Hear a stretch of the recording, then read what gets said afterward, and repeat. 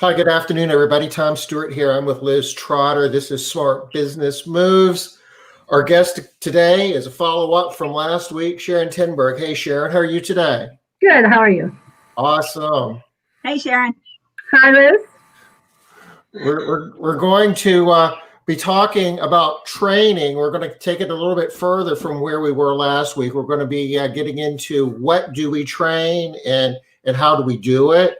And Sharon's going to walk us through that. And Liz might have some opinions, and they might debate a little bit. We can hope. We can hope. Liz might have opinions. What? Yeah. Before we go deep into that, let's just take a minute and cover a couple other housekeeping items. I guess that's appropriate for Smart Business Moves, housekeeping items. Yeah, good job, Tom. Sharon's with us today. We're going to be getting deeper into training. Liz, you want to tell us a little bit about what tomorrow holds? Sure.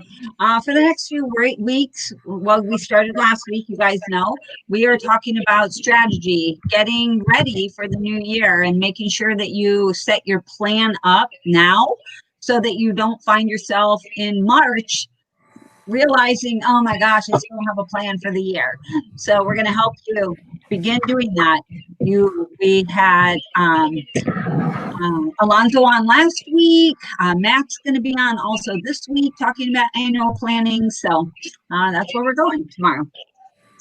Awesome. And Matt's going to be on Wednesday, right?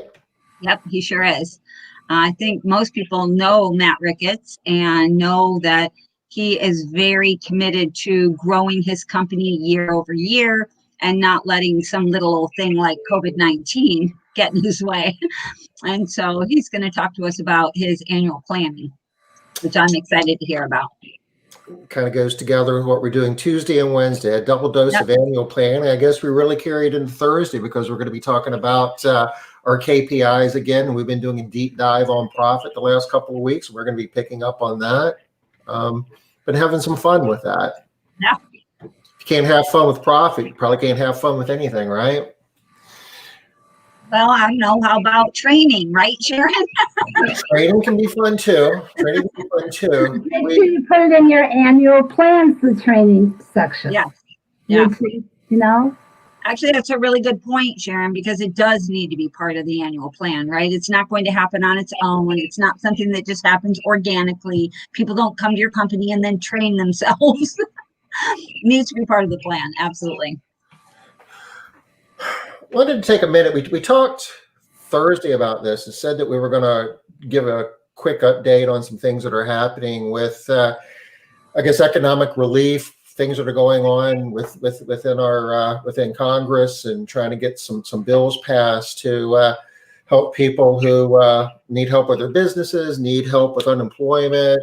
They've got like a $900 and some billion bill that they're trying to push forward and get something done before the end of the week. If they don't get it done by the end of the week, they're going home and won't be going back to Washington until sometime in January. There's some belief that they might be able to make it happen.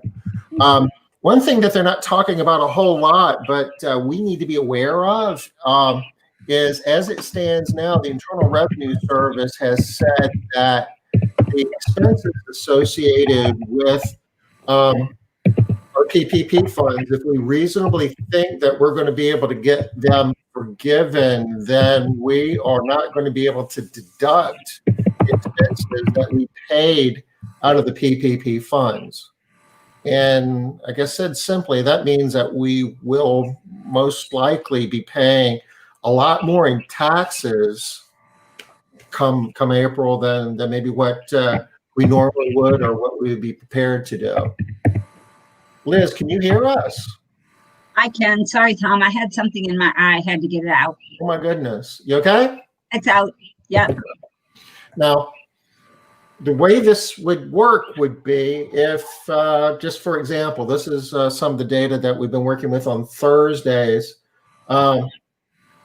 The long and the short of it is, if we had $1 million business and say our cost of goods sold was 550,000, that means gross profit of 450,000. Pretend we have operating expenses another 250. At the end of the day, we've got $200,000 net profit out of that company. And for most of us, we have like S corps or LLCs, and that profit flows to our personal income taxes. So, if we've got mortgage deductions and dependents and things like that, we're going to be paying taxes on a smaller part of that 200,000. But under the rules as the way they're written now, the PPP funds aren't going to be the monies that you spend. You're not going to be able to deduct them from your cost of goods sold and some from your operating expenses. So the bottom line is, for $1 million company, you may have got $150,000 in PPP funds. All that's going to go right down to the bottom line and be taxable income. What does that mean? That means you've got these things called marginal tax rates, and you might be, depending on what you're paying, what your marginal rate is in taxes, that additional 150,000 is going to be taxed at the marginal rate, the highest rate that you're at. So if you're paying taxes on, say, 150,000, that's an extra 22%. Could be 24, 32, so on and so forth.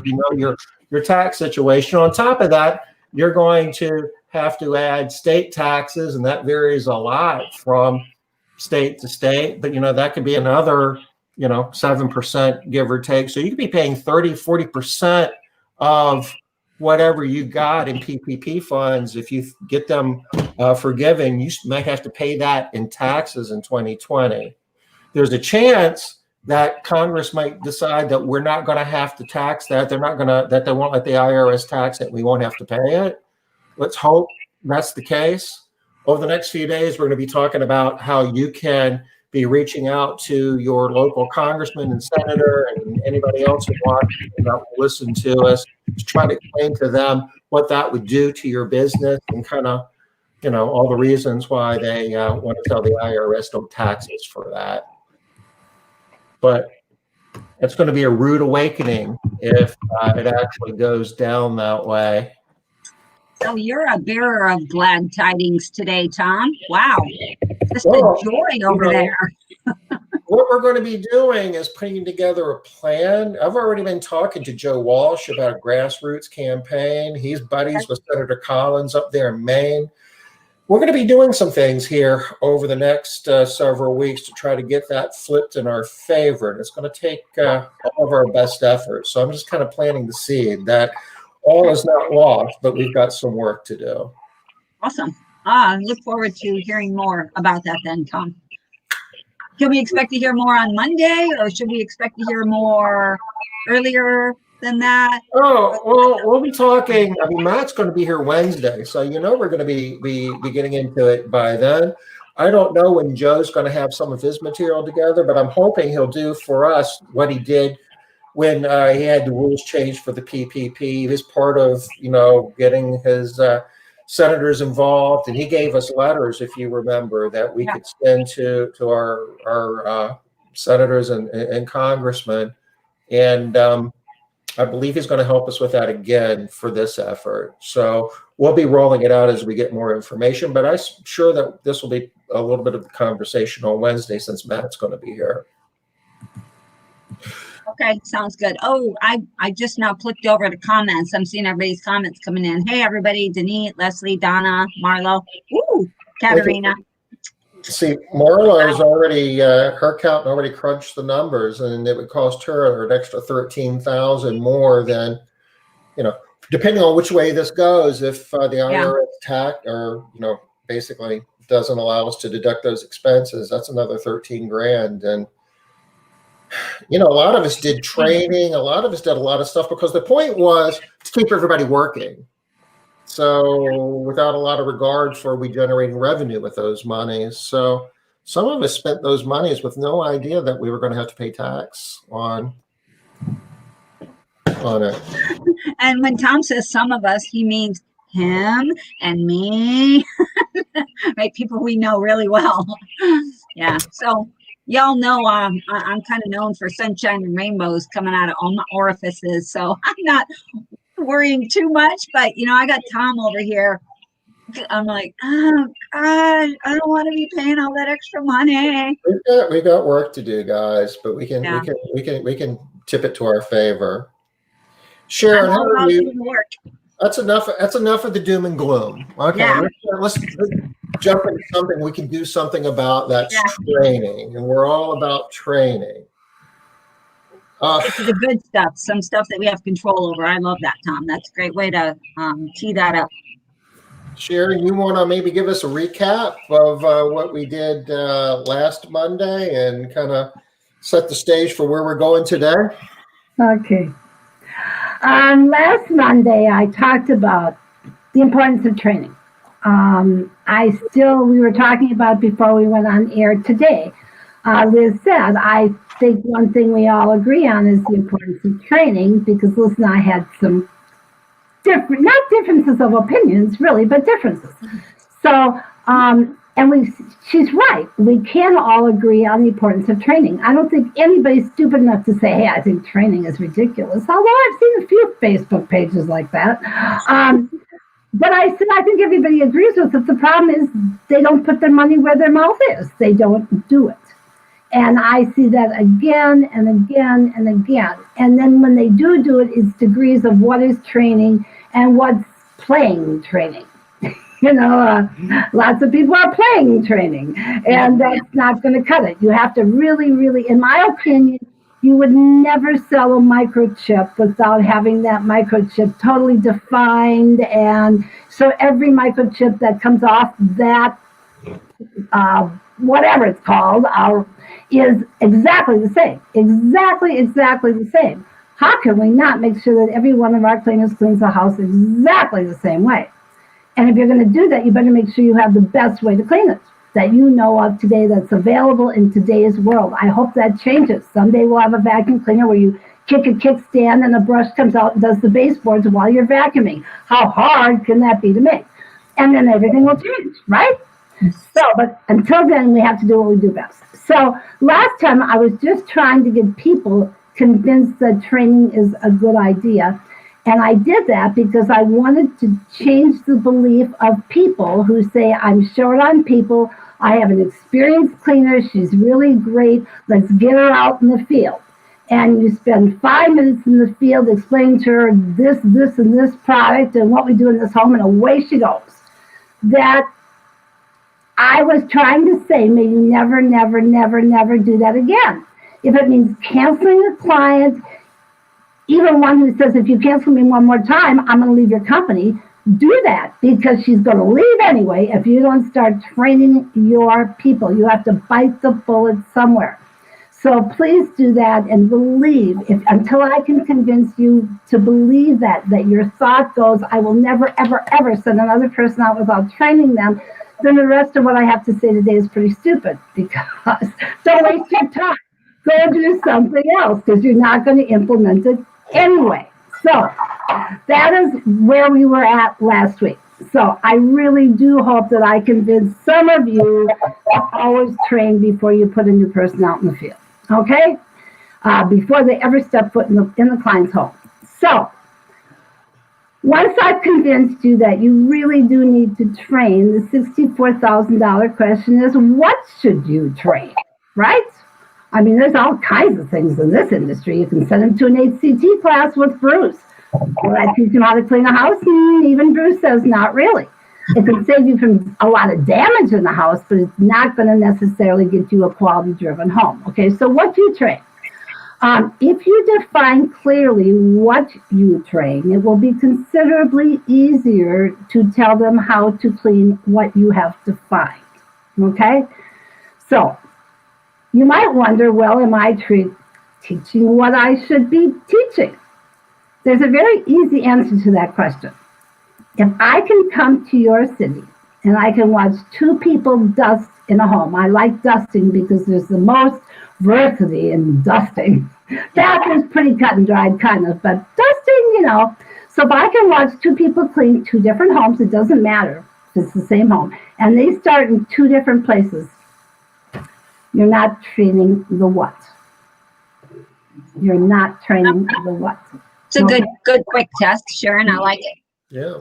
I have a friend, Rich Reese, who's a multi-million-dollar company, who sent me a picture one day. He was doing make-readies in an apartment complex on 2 different levels, the same layout, same floor plan.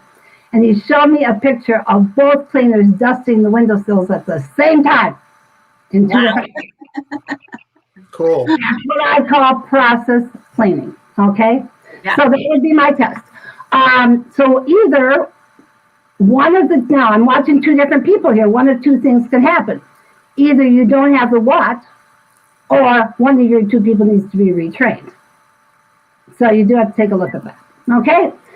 So I actually believe that training for absolute consistency starts before the cleaner ever steps foot into a home. Okay, before they ever pick up a towel or anything. House cleaning training really has 2 areas that need to be trained. The first, and I talked about this last week, I'm going to have to come back to full circle today because probably nobody remembers. But do you remember, Liz? What are the 2? Okay. One is process, one is procedure. Oh, yeah. The process is the series of steps taken in order to achieve a particular end. It's the steps that you take. And the order you take, the actual, in our business, is the actual physical steps, right? Procedure is a series of actions conducted in a certain manner using a certain product and tool. And the actions will be either wiping, rubbing, scrubbing, or scouring. Which hopefully as an industry, we could at least agree on a definition of those 4. And we'd actually be getting someplace, okay? I mean, if I could actually have a cleaner come in and say, scour that, and they would go, oh, that means do this. That should be the same thing in every single company, okay? But that's what procedures are. It's the products, the tools, and the actions you're going to take to get that job done, okay? The products, as I said, the process is a little more agreeable. When you said last week, Liz, that I'm cut and dry and it's one way or the highway, that is so untrue. Because I can guarantee you right now, the products and the tools are chosen by the company. And the first thing I do before I go to any office is say, let's walk through the products and tools that you use in your company. And unless I really feel like Goshen needed to use a feather duster because she had nothing to fill that void, I'm walking down the road with your company. You're green, you're not green. I mean, I can tell you what product and tool to use. That's your choice, okay? So, what I'm going to bring that back to is... Just a question. Did I say that you're one way or the highway about pregnancy, or just about that one thing? No, about cleaning. It was pretty much my way. And you know, I need to apologize then. That's not what I meant. What I meant was just about that you're one way or the highway about training, that it has to be done before anybody ever steps into a house, and that you okay, well, if you say that, yes, I will say it's my way around. I do believe it needs to be done before they go in there and waste a client's time teaching things that could be taught before they're in there, that they don't make mistakes. So yeah, I will say, in that respect, I think there are things that have to be taught before they make a mistake. Okay? Gotcha. But the way they do it and the products and tools, that, like I said, that is totally up to that company in every single area. Okay? But if you don't want poor results, and you don't want wasted time, and you don't want possible breakage and damage, you got to train your people, even the experienced cleaner, which takes me back to why I talked about products and tools and how they're going to vary from one company to the other. You got an experienced cleaner, if you don't take the time to show her every single tool and every single product and how you use them in your company, she's going to use them the way she used them in the old company, and it could totally wreck something. So you have to take the time, and it can't be a 5-minute, hey, this is what we use here and this is what we use there. You've got to go through what they use in each process. So I obviously can't create a document or go through every single step that you're going to need to take in this session. I mean, it's huge, right? What I'm going to do is give you a place to start. I'll give you a few examples of how I would do this, and then you can either run with it or you can go, wow, did I waste my time? Okay? So, for the purposes of this presentation, I'm going to use the kitchen as an example. So let's start with the process in the kitchen. Okay? So what is the first thing? Oh, almost makes me scared. I should ask Tom, but he would have not a clue. Liz, what's the first thing that your people do when they go into the kitchen? The first thing. They're standing outside the kitchen. What do you tell them to do? You're not going to like it, Sharon, but we have them do the cobwebs. Well, what did they do the cobwebs with? A cobwebber. So how do they get that into the kitchen? They bring it with them. Whoever is cleaning the kitchen brings it with them into the kitchen. That's the first step. Oh, okay. Okay, that's what I'm talking about, documenting it. Hey, you know, you don't suddenly bring your checks to the bank when you're talking admin. You put them into the computer and all of a sudden you're dusting. Well, how'd they get there? Okay. And you know, they took 3 trips to the car. One to get the lawn duster because they forgot it after they already brought the other stuff into the house. I mean, this is very, very important that they practice this and know what they're bringing in before they ever step foot in that house. Okay? Absolutely. So, the first step a cleaner takes in our company would be to, again, bring the lawn duster, the carrying caddy, and their mop bucket into the kitchen. Okay, and sit down next to the sink. Okay, but you're a great example. So in our company, the next thing we did actually wasn't lawn dusting. We gathered the trash and the rugs and got the rugs out of there. So when we lawn dusted, if there was a whole lot of dust coming down, we didn't have to double duty the dust. We get the rugs out of there first. Okay? Yeah. So I thought that was pretty well standard in all companies, but maybe it's not. Okay? So there are things of process that are different. Okay? So again, you've got to train your people how to do this. Now, it breaks down even then, though, because we then put our mop bucket into the sink and started filling it with water because we were on a 3-people team and we wanted that out of the way so the first person that wanted the mop had their mop bucket ready. If you're on a 2-person team, you probably won't do that. Then when we got the mop bucket out of the sink, we then sprayed the sink with Tilex because that gets rid of the coffee stain. But if you are a dream company, you're already never going to hire me. So that's why I am saying it's your price and your process. So the first thing I do when I go to a company is walk through these processes so we can figure out what direction they're going to go in. But again, I said to you how important it is to train somebody because that's all process. Okay? Let me get my thoughts together here. I believe that process should be taught in the office and not in the home. Process is a very hard thing to teach. It's harder to teach than procedure. And it is a habit. So if you get somebody who's experienced and you want them to follow your process instead of theirs, it's really difficult. And if you don't believe that, you never tried to teach somebody to use an apron who hasn't used one before. It's very, very difficult. And it's, again, a habit. And if you can get them to use that apron by reinstilling habits, oh my God, they'll never give that apron back because it's so handy. But if you never teach them that habit, it's just something else they got to wear when they're cleaning. So to me, process starts in the office before you ever go out in the home because I find it very hard to figure out a way to teach process in the home. Process seems to get lost with procedure. Suddenly you're so busy trying to get the scum out of the bathtub that the process and what you do after the bathtub is long forgotten.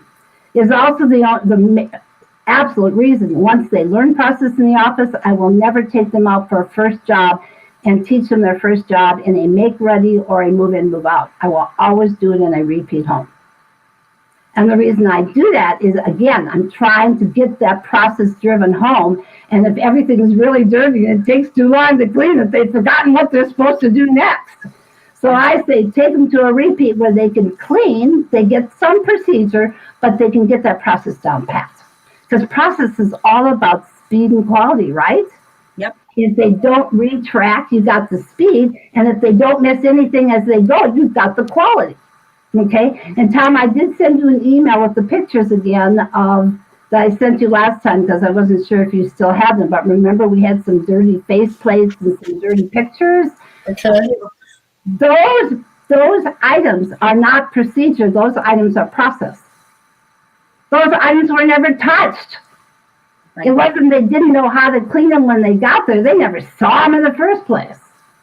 Unless they hit them like dusting, they consider them. I'm telling you, the average person, if you go in and watch, what I do when I get to an office is I watch the cleaners for a whole day.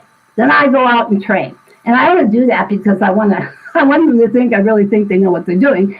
But in most instances, they don't. What the average cleaner does, Liz, is they go to the first biggest item in the room. Oh, yeah. 100% agree. I've seen it a million times.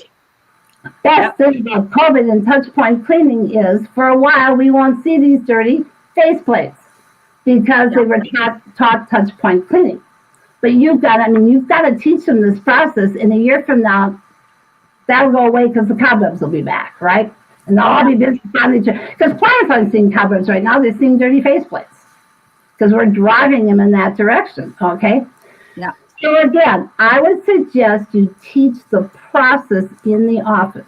Partly also because if you do, you will return a more confident, a less frightened trainee as well when they walk into their first home. When they're at the car, they aren't wondering, what can I do to help my team? They've already learned. When I get to that home, I have to pick this up, that up, and go into the house, and I have to go here. So they're moving with confidence instead of fear, and they're not watching that trainer trying to watch everything they're doing, and the customer is going, oh, that's obviously a new person. If they walk in confident, they know what they're doing, even if it's their first home. The client might not even know that. I always say, I'm just here to quality control, but you're actually training. So you've got to document processes. You can't, just like procedures, if they aren't documented, you can't teach them. It's not, life-threatening. It's not like making a marketing plan for next year. But it can, down the road, time cost you as much money as anything else you do about finances next year.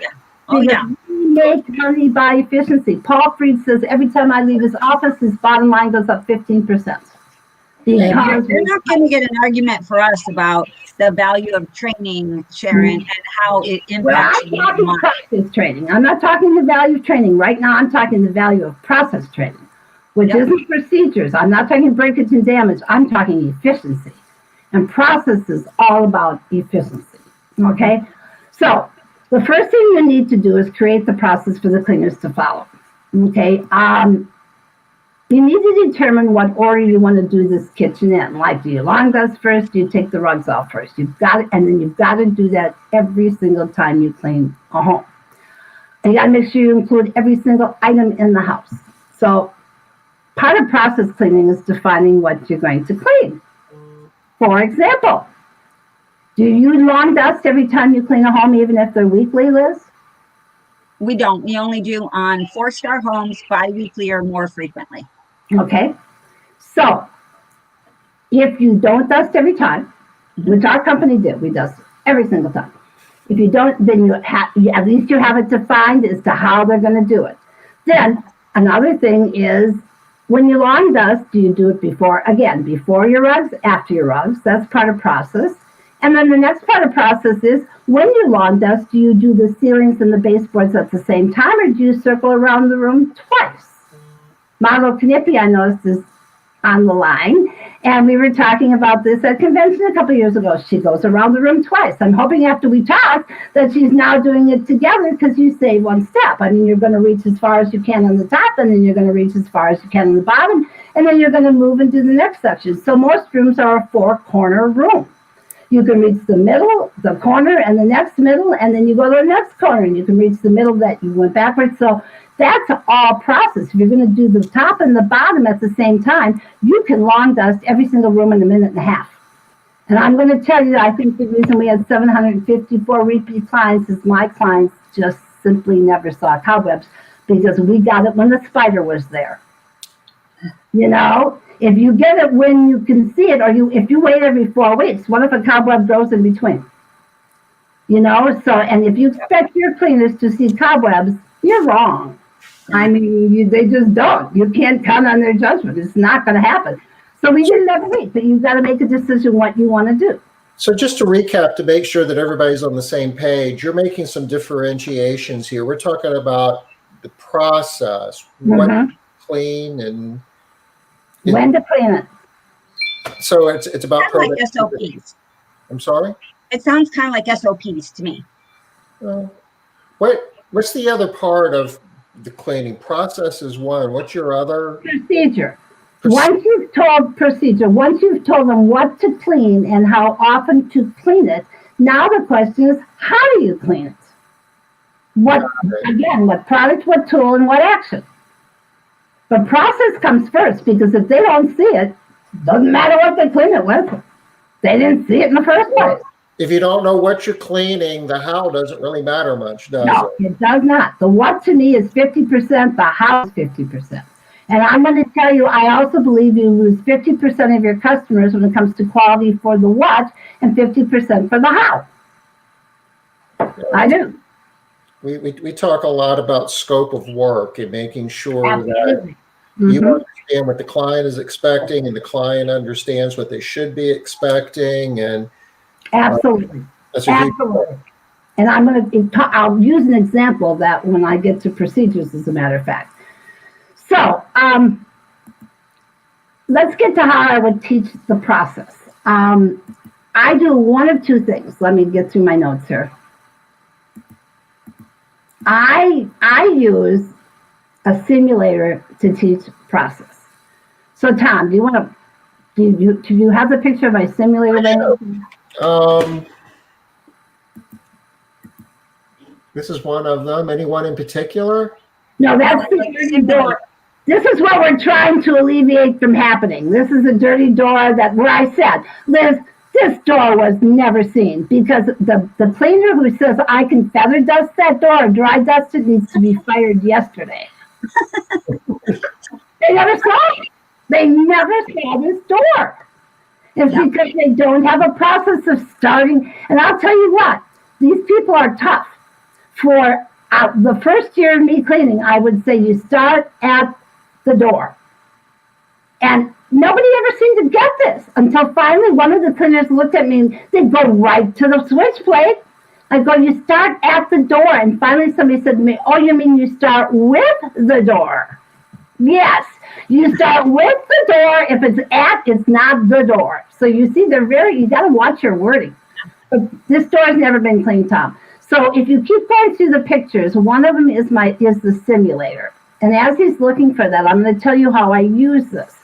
So I have a simulator that has little whisk brooms that a cleaner will actually, here it is. A cleaner will actually sit down with the simulator and they will click the whisk brooms in the order they need to be clicked so that they learn the process. And as soon as I bring them in, the first thing I do is process. We never talk about procedure at all. So they watch a video, which Liz and I discussed last week. I think you have to show them a video. And whether the video is exactly what you do or not what you do doesn't really matter. If you don't have a video, please get a video and use it. And Liz, how we kind of got off track last week, but I loved what she said was she used to use my videos. I said this, and she'd use them to show what was wrong. Now, Liz came back in, granted, and said, well, hopefully she said, there was a lot that was right. But of course she had to point out what's wrong. This is going to be my point right now. Before we get to the simulator, you need a video. You make it as close to your company as you can. But you know what? If you don't make your own, it's not going to be exactly like yours. So the first thing you need to do is show them the video and show them the differences in the video from what you do versus the video. If you're going to do it online, not bring them in, then send them something that says, hey, Sharon's company does this, we don't do that. Notice she doesn't have face masks on. You need to wear a face mask, okay? So the video comes first. But I'm going to say to you, I know tons and tons of companies who can't get past that $500,000 to $600,000 mark because they never used a video because they're going to make their own. Because it doesn't match theirs. That video is a Swiffer, and I would never have a Swiffer in my office. That's it. I'm not using it. I'm saying you'll never get above 600,000, and you'll never get to making your own video if you don't use somebody else's right now. And then if you can get to it, fine. But I'm going to say this. If you got to making your video finally in December of last year, it's already outdated because they aren't going to have face masks on.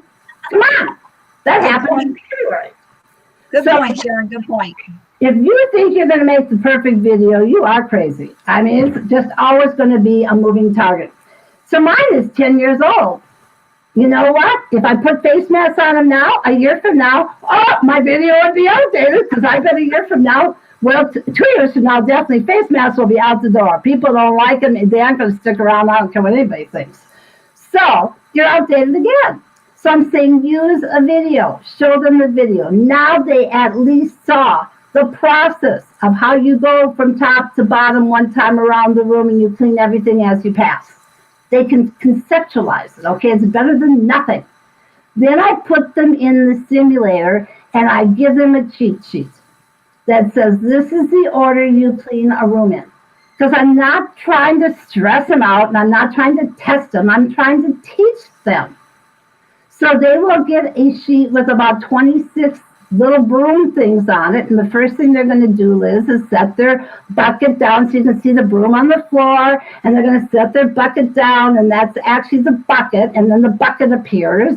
And then they're going to do the next step. And as they do each thing, I did update this for COVID. So as they touch each brush, it says, is this a touch point? Yes or no. So they know if they have to use disinfectant or something else. And that's the only thing they do as they go through the simulator the first time around. I have them keep going through it again and again and again until they feel comfortable enough that they can put away the cheat sheet, and now they know the process before they ever step foot in the door. They know what to do first, what to do second, what to do third. Okay? Yeah. If you don't have a simulator or you don't want to use my very inexpensive simulator, you can indeed accomplish the same thing. And I was looking for this and rapidly today and couldn't find it in the 5 minutes you guys were chatting. You should have taken more time. But I have a picture drawn out. I actually have a kitchen. It's just a raw kitchen, right? It's stick-like, you know, it's like a building spec would be. And I have circles where my whisk brooms are. So people can number the circles in the order that they would clean the room. So hold on, Sharon. Give us the link to the simulator so Tom can drop it in the comments right here for anybody that's interested. Cleaning Made Easy, MAID, app.com.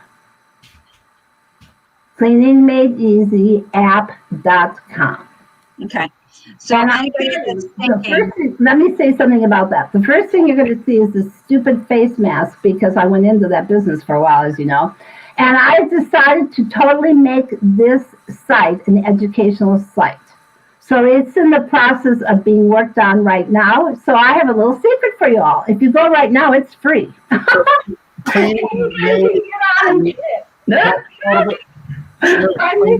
Is Cleaning Made Easy what?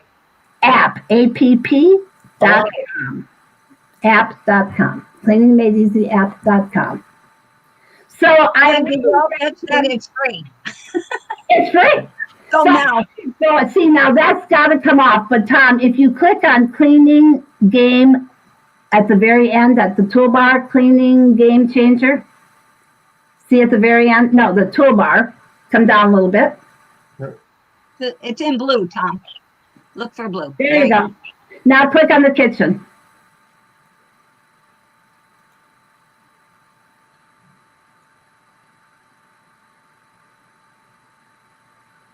Okay, so you get the video for free and and the app for free. So the video, what you would normally do, so we can walk through this, thanks Tom, is you would normally put your cleaner down at the video first. The app, the game itself takes about 2 minutes to load, which is fine, because the video takes 15 minutes to watch. Then they'll come down and they will see a video, a simulator, just like the one Tom showed you with all of the brooms. And when they click on the eye, the brooms appear, and they just need to start clicking them in the order they need to click them in. There's a bathroom, a kitchen, and a dusting. Okay? So what I do is I have them, and the question will come, is this a touch point, yes or no? That's hard coded. You can't do anything with that. Okay? And in the beginning, all you want them to do is to walk through that order until they got that order down pat. When they can pass this thing and you can take away the cheat sheet, then I put them into the simulator again. And then I give them procedure questions, and that's a Word document. So because every company is different, so I need to be able to change it all the time, okay? But my procedure questions for a repeat client alone are 17 pages. Woo. So what happens, let me give you an example of a procedure question. Let me roll on down here.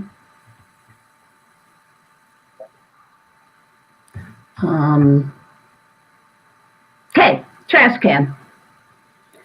When they get to the point of course, the trash can comes after the rugs and everything else, but when they get to the trash can, if you want to see, Tom, where the brooms are, click on the eye, the little eye on the bottom. Okay. Brings up all the brooms, okay? And then you just have to play with the screen to get used to playing with it. I'm going to say it takes a new person who's never played a game or worked on the computer about 4 minutes to learn the screen, but it is touch. So if you have a touch screen, it's much easier, I've noticed, for people because they can slide the screen around better and they can just touch it because they're not used to a mouse. Like if you're working with a Hispanic crowd, they're not used to a mouse.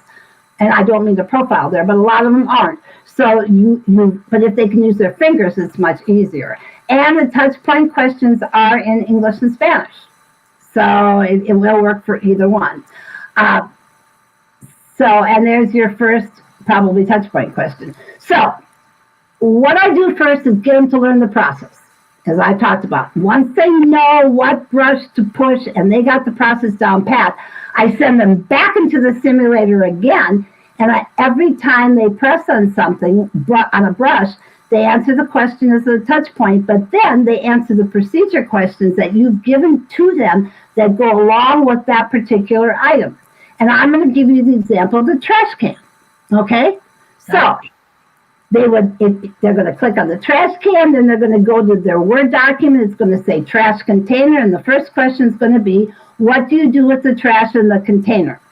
Now, they've already taken that trash out in the process in the beginning, but I actually do teach that here because I can't seem to work it in any other place. But anyway, you put it outside the room near the door, do nothing with it, dump the trash into the trash bag you brought it with. So A, B, or C, and they just circle your answer. Then the next question I ask is, what product do you use to clean the trash can? So this is where you bring in your products. I, of course, have 11 answers. I've got disinfectant cleaner, sanitizer, hydrogen peroxide, glass cleaner, BioClean, DI water, because every company, I have to have an answer for every company. What I recommend you all do is just list 4 of them, but list your 4 products. So they get very used to your product names and what they need to grab when they get to that house. They get to the trash can and go, oh, I clean that with this, because they walk through the simulator so many times that they know the answer before you even ever get in the house, right? I mean, your cleaning training is going to go so fast in the house. Next question would be, what action and tool do you use to clean a trash can with no hardened food on it? So it's going to get A, rub with a dry cleaning cloth, B, wipe with wet cleaning cloth, C, scrub with a non-abrasive scrubbing pad, or whatever answer you want to put on it. But then the next question has to be, what action and tool do you use to clean a trash can with hardened food on it? So remember, you have to go in both directions because both answers are different. Mm-hmm. And if you don't teach them hardened, they're going to go after an aluminum trash can with an abrasive cleaner, and you all are going to be proud owners of a new trash can. Yeah, well, the refrigerator is another one I had in here as an example, because you got to be really careful with this stuff. Then the last 2 questions you ask them, because this is so different from company to company, and again, if they're experienced, they got to know what you're doing. Do you clean the inside of the trash can? Yes or no? Some companies do, some companies don't. The other thing is, do you replace the trash can liners? Yes or no? We did not. I did not replace trash can liners unless they left those trash cans on the bottom of the trash can. And when we pulled out theirs, we could bring up a new one. So if you got my person and you didn't teach them that you go looking for those trash bags, here's what could happen. Your client gets home from work. They're in a hurry because they're having company for dinner. They peel 2 pounds of shrimp and they throw those shrimp shells in the trash can before they realize there's no bag in there. That's nice. Now she's all dressed up. She's going to put more trash in there. Now how's she going to get the shrimp out of the can without getting it all over her dress? You better hope she had a good day, because if she didn't, she could very easily be your ex-client all over cotton 2 pounds of shrimp because you didn't teach your person what you do. You have got to go over every single little detail, and that's the procedures I'm talking about, Tom. Now it's how do we actually do this? Okay, it's no longer process. We know when we clean the trash can now, but what do we do when we get to it? And I again use the simulator to teach that because I need something to click on each thing with. And the more you can drive the process home, come on, repetition is excellence, right? So you can never redo it too many times. Yes. I love that. So the other thing I would say is just make sure you cover everything. I was going to talk about the refrigerator because that's an interesting procedure that could blow up in your face. Like you've got a client. Liz, you gave me a great answer to what you do to the refrigerator if there's 20 items on it. You asked me, first of all, or you said it depends if it's a one-time, obviously move in and move out, there shouldn't be magnets on the refrigerator. But if it's a one-time deep cleaner or repeat client, I'm so glad you asked that because you do handle that differently. And that's why your procedures have to be for the 3 different areas. And you got to clean, once your cleaner knows how to clean a repeat home, now you put them through the simulator again for a one-time before they go clean a one-time, right? Because the process is so different. If you're cleaning somebody a one-time who wants every task done, when you go in the kitchen, you sure as heck don't want that cleaner lawn dusting. They need to get stuff soaking, and then they lawn dust, right? Yep. I mean, if you're cleaning the inside of that oven, you better first go do that. But how would they know that unless you taught them? So there's 3 different segments. I mean, you actually will have 9 different documents. You'll have a move in, move out, a one-time, and a repeat procedures for the kitchen. Then you'll have the same thing for the bathroom. So, I mean, it's a lot of work. It took me 38 hours just to document the 3 for the kitchen. Wow. But that is so let's go back to the refrigerator. You got 20 items on the refrigerator, okay? Do you take them all off or not? Your answer was great. But let's say you didn't train that tuna person, and they're cleaning an every other week client, and they went in the door and didn't know your process was to clean around them.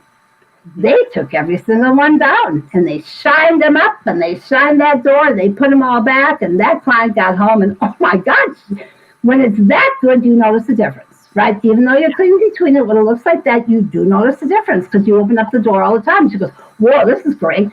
But she probably won't call you and say, whoa, this is great. She'll just think it.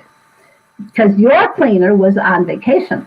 She's been thrilled with the way she's cleaned that refrigerator for a year. But now you have this brand new stand-in who wants to make everybody happy. So she just cleans up that refrigerator. Now your cleaner comes back and she follows your process and cleans around them. And now the client does call you and go, I like the way that cleaner in between did it. Yeah. You blew an easy client because you didn't teach the processes to your people. There's so many examples of that. And I want to go down one quick rabbit trail regarding these 20 magnets, and then I will turn it back to you guys. And that is how to handle clutter in a home. It's very difficult. And because I never, ever bid a home, I said that last week, I never bid a house, ever. 30 years ago, I did it on the phone. Of course, when my cleaners came back, they went, Sharon, you never looked at that house, did you? It was really dirty. And I'm like, I don't look at the houses, And they said, well, there was clutter everywhere. So I initiated a rule that I've had forever. And that is the more than 6 and less than 6 rule. So in my script, I literally say, and we read a script every single time we sold. I mean, I think that's part of, Tom, when you said scope of work, I was very defined in my scope of work to my clients, because there were things I just wouldn't do. I wouldn't do dishes. I wouldn't, I didn't want to be, but after 6 months of dishes, done with the dishes. So you can't make any money. So, and I will say, if you're upfront with people, they'll buy it, because I had 754 repeat clients that ought to tell you they'll buy it if you're clear about your scope. But my people never, I don't care how busy we never blew through a sales script. We were detailed every single time. And what we said to the client was, let me tell you our position on encumbrance in your home. Nice word, right? Encumbrance, not stuff, crap. Yeah, encumbrance in your home. That's a speech measure for you. So let me tell you our stance on encumbrance. If there are more than 6 items in an area, we will feather dust that area. We will not pick things up. We will simply not get the dust off with a feather duster, which indeed it will do. If there are less than 6 items on any area, we will pick up every item. We will wet wipe the item or use the appropriate tool, and we will clean the surface, and we will put them all back exactly where we found them. I say that to every single client. That gives me automatic permission to take that pigsty and feather dust it. So we put things exactly back where we found it, so I don't have to organize it, and it's in the script, and they heard it. And I'll tell you what, it works for pigsties, because I always have a defendable position. They might call, and I read them back the exact script. I read them when I read. So, I got a defendable position. It doesn't always work, granted, but it'll work sometimes. But the person who wants everything wet wiped also is okay with that, because I went to a home once to drop off cleaning cloths, and this client was like running around, and I said to the girls, what is she doing? And they said, oh, if there's 4 items on an area and 8 items on an area, she takes the 2 items off the 8 and puts it with the 4, so every area has 6, and then she puts them all back when we leave. Wow. And you know what?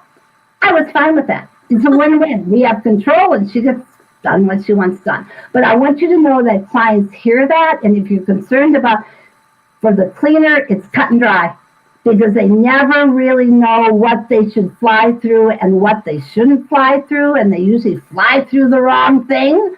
So it's cut and dry. Less than 6, more than 6. I really love that number. Does make it nice and easy. It does. Like I'm at a training, and somebody looks at me and they go, I'm like, how many? Now, I do tell them to break the rule in a living room that's just very neat and clean. I mean, if it's 8, I wouldn't lose the client over 2 cotton picking items, but again, that's a judgment call. So you might want, and they're not good at that, so you might want to go ahead and make it 8 if you think it should be a little bit higher. Okay. But I do think that works well. And I wanted to share that because I didn't know if you guys had ever heard that before, but it really allows you to take care of a lot of problems when you're running into these very messy homes. Okay?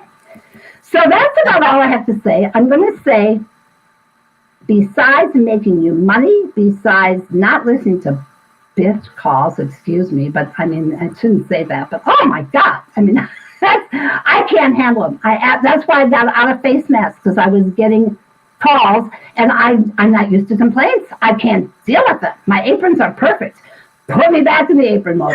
So if you want to get rid of complaints, you want to do efficiency, then you absolutely have to do this. Now let me shut up. Well, I like your simulation, because even the person in your simulation is wearing a face mask. Well, that was easy to redo. A $35,000 training video is not easy to redo. It's not even $35,000, but it gives me far more flexibility. Okay. Yeah. This is so cool. Do you guys have any questions for Sharon? Let us know in the comments. I probably should have said that a lot earlier. I think that this looks like the simulation tool looks like something that a lot of people could really get a ton of value out of. I really, really like what you said too, Sharon, about if you don't have it now, stop thinking you're going to get it. Until then, let's just go ahead and get something that's already made. Because, Tom, what's the saying that you all always say? Done is better than perfect. Is that right? Correct. Yeah. let's just get it done, right? Perfect can come later, and perfect doesn't Let last. me interrupt for 1 second, because if I would have given my whole presentation, that was actually in there. There was a consultant once in Austin who used to say anything worth doing is worth doing poorly. I like that. I like it. Yeah, I do like that too. Yeah. And I really also like that you have really good, strong definition. I mean, for me, defining things so that both sides, the cleaners and the clients, are on the same page is huge. That makes such a big difference for people. They're able to love them. I need to get some of these aprons. I haven't even seen the aprons, so I really need to, especially they're waterproof. That's always the big thing, right? Well, I think it's just very important during COVID, and I'm actually shocked that anybody's using a cotton apron, because you're supposed to wipe down your aprons between cleanings. Come on, you wipe everything else down, but not the apron where they're constantly in it and using it. You can't wipe down cotton. So you either have to put on a new apron or get one that's waterproof that you can wipe down. Yeah, makes sense. Susan's got a question. She wants to know about the app. Is it downloadable, or is it, obviously you can watch it on the website. That's what we've been doing. You watch it on the site. You watch it on the site, which is why I'm going to turn this site into an educational site, and why it looks so disarray and it's free right now, because people don't want their cleaners going to my Success Made Easy site, because they think they're going to see all the stuff I have and their cleaners are going to start their own cleaning service.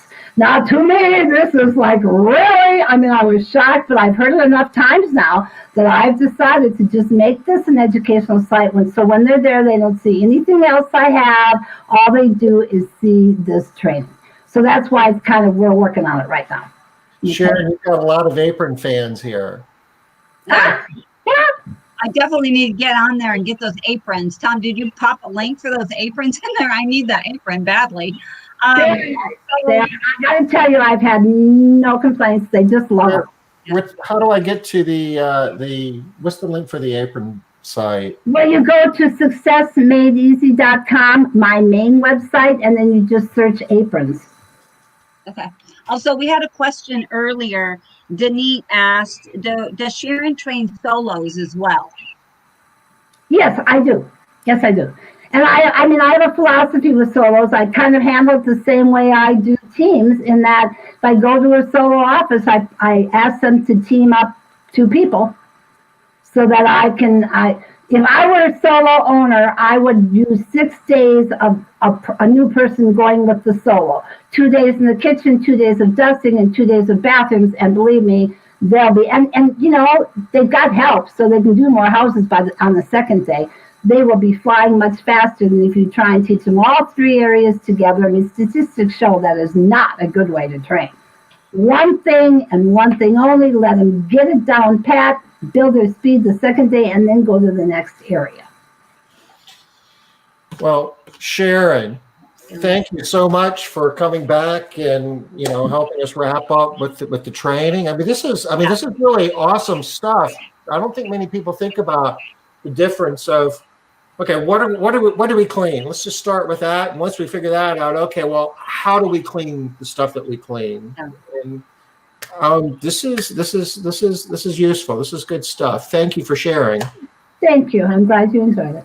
Yeah. Also, I really like that you break it out for all of the different areas, Sharon. How many pages did you say you had for the kitchen? 12? 17 for a repeat home, 23 for one time. Yeah. I mean, I think that's super helpful for people to understand the level of detail that you're talking about. It's not just about clean the fridge, clean the oven, clean the sink, right? Clean the counters. That's not what it is. So, yay. Well, thanks so much, Sharon. I think that a lot of times people don't understand like the depth and the breadth of good, solid training. So I really appreciate your coming on and giving all the detail. Hopefully some people will hit up that app too, especially free, y'all. It's free, you might as well. And you know what? Once I get it all put back together again, it's only going to be $14.99 a month. Oh, So well, like it's expensive anyway. I guess that's why I'm not worried about it, because I'm like, yeah, it's more work to collect than it's worth, If I get 1,000, then I'll be fine. So, but right now, go on it and get hooked, please, so that when I finally figure out how I want to do all this, you gotta pay. easy. Yeah. And it'll be easy once everybody gets on now. Yeah, get hooked now, and then I can charge $59 a month. No, I'm kidding. I'm just it will always be affordable. Yeah. Okay. Well, We are at You the were top. a drug seller in a previous lifetime there, were you, Sharon? addictions. I'm going for addictions. Okay, we are at Sorry, the top Tom. of the hour, so Sorry, we're going to have to call it a wrap for today. Again, Sharon, thank you. Tomorrow, Liz is going to be giving us the skinny on strategy to get ready for the new year. Looking forward to that. You guys take care. See